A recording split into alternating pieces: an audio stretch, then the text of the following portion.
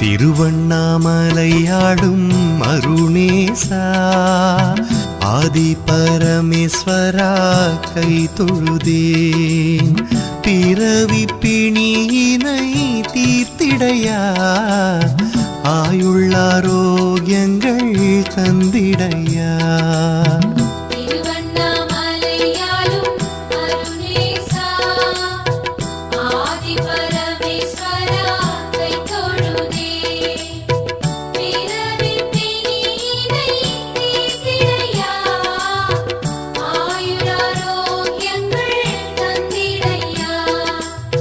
நம சிவாய எனும்